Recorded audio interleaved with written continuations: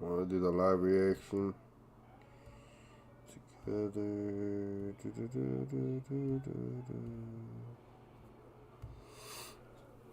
I'm waiting for everybody to join up in here. Yes, yes, yes. You're looking at this. Yes. Yes.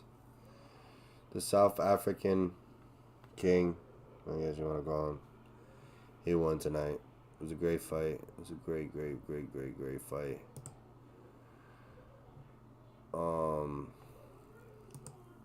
Let me wait. Let me get a little few viewers in here. Let me start a poll because I did want to ask this because this was a big question. Was tonight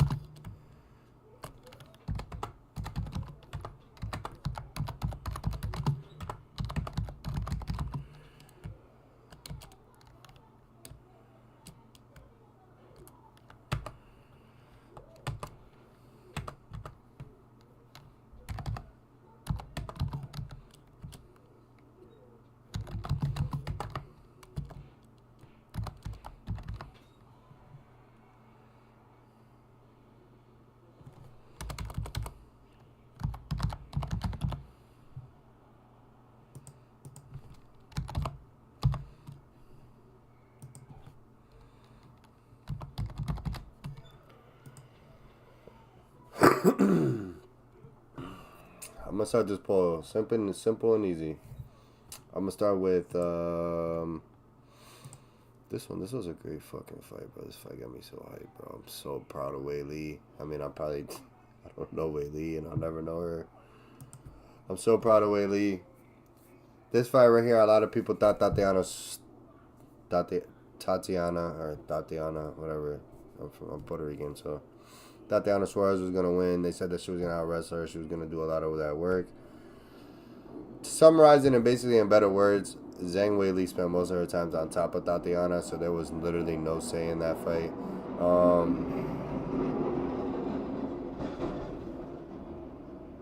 If you heard all of that, then you heard the plow truck pass by because we were having a giant snowstorm outside. But the Tatiana and Weili's fight was a great fight.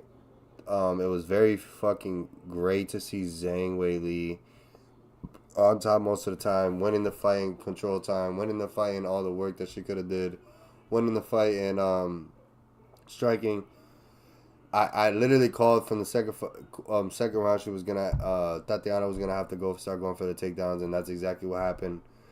Zhang ended up controlling that with power and beating her with control, and she ended up controlling the control time way more than everybody else around her, and that's what ended up, I feel like, making a big difference in this fight.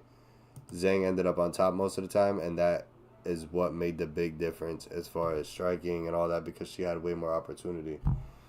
I'm proud of Zhang. She really surprised me in this fight. From what all the other previous UFC fighters were saying, they really were so involved in hyping Tatiana Suarez, and just for that to go out the window, I'm not gonna say I'm happy about it because again, I don't want to see somebody on a winning streak lose, but I'm happy that the underdog was able to come out after everything everybody was saying, and come out and be able to pull out and come out on top towards somebody who they thought that was gonna beat them, and they thought that was gonna beat them because they were the female Khabib or, well, you know, whatever reason Tatiana Suarez was better than Zhang, it just didn't make sense. Again, I'm so happy for Zhang. She was able to go out there and make it proven of why she's in that spot and why she's a champion and why somebody coming off a 2-year, 1.5, whatever, same shit, layoff will not be able to come in and be here, and she is not the female Khabib. Now Tatiana's going to have to go back and she's going to have to reevaluate everything that she's done. I'm not saying that Tatiana's not a great fighter.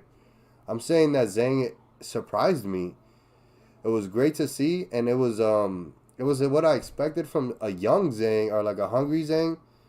But she came out here and showed that she's still that same person today, and she had fun out there. It looked like she had fun out there. It looked like she was enjoying it. Again, you can't be mad when a person goes out there and they have fun while whooping somebody else's ass. Tatiana looked burnt out. She looked rusty. She definitely looked like she had that 2-year layoff. She definitely looked like she needed a little bit of action, more time in the ring, and a lot more practice. Probably could have used a Batuno fight. Probably shouldn't. You should never throw somebody off a 2-year layoff into a title fight. I really feel like that is such a risky move altogether, and it never works out for the person that is coming off the 2-year layoff. Again, if y'all hear me breathe a lot, it's my bad because I got the mic. Y'all don't see it, but the mic's literally right here where my hand is. It's literally always by my mouth, so you guys are going to hear a lot of breathing. But shout out to Zhang Weili. She went out there, she won. She went out there and she proved that wrestling was not going to be the stop to her career. She proved that that wasn't going to end her championship reign. And she proved that Tatiana wasn't going to come out here and just manhandle her. Shout out to Tatiana. She proved that she's a hardworking woman, but she has more work to do. Again, we all do. I mean, nobody's perfect. It was a great fight, though, and it was dope to just see Zhang Weili prove everybody else wrong. And I know that y'all can agree. Like, y'all can't say that everybody was hyping up Tatiana Suarez, saying that they were going to beat Zhang Weili, and then it just didn't go like that. So that's just my opinion. Again, all the UFC fighters, all the previous UFC fighters, except probably DC, was saying that Tatiana was going to win. I don't know why. I don't know why the fuck. But, again, they must have been out their damn mind. We got Zhang Weili with the win. It was a great win, and I'm proud of her. And I hope she can go out to win like 3 more fights. Maybe she could be a good name in her division. Again, we got a long road ahead of us. But I want to get on to the... You already know. Y'all going to hate me for this one. Ooh, ooh, ooh. Ooh. Sean Strickland versus DDP was one of the hardest fights to watch. The first fight, you wanted to say that Sean Strickland won due to the stand-up game, and say that DDP only won because he took him down, a couple of times and all that. But I'm gonna be honest with you, this second fight really proved that DDP could just stand with him. He could just stand with him and outstrike him, and that's exactly what he did. He just stood there and he just outstroked him. Not outstroked him. Whoa. I'm gonna take that back. Pause. He outstriked him, and DDP proved he could outstrike Sean Strickland, and that could still get him the win. He doesn't need to go for 100 takedowns. He doesn't even need to do any of that. He doesn't need to go for round. He could just stand there and go do exactly what Sean Strickland was doing, and that was what... I'm not even going to do a big explanation. That's all it took for him to do to get to win. He just had to stand in front of Sean Strickland, dish out what he was dishing out, and give him more than what he was given.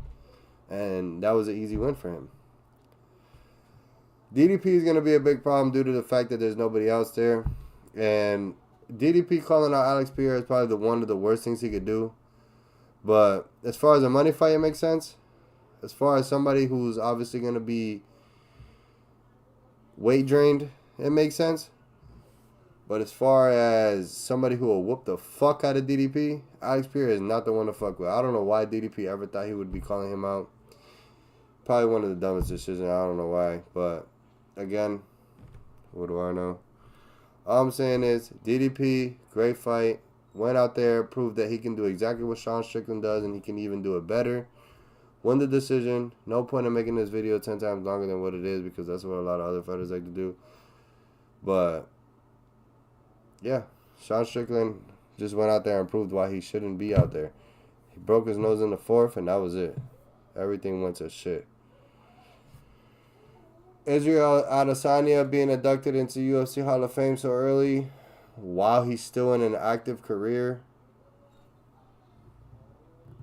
It's probably one of the dumbest things I ever heard in my fucking life. But I'm going to talk more about it tomorrow. Appreciate everybody tuning in. Check y'all out. Appreciate everybody that tuned into the live. I'm going to start doing more of these.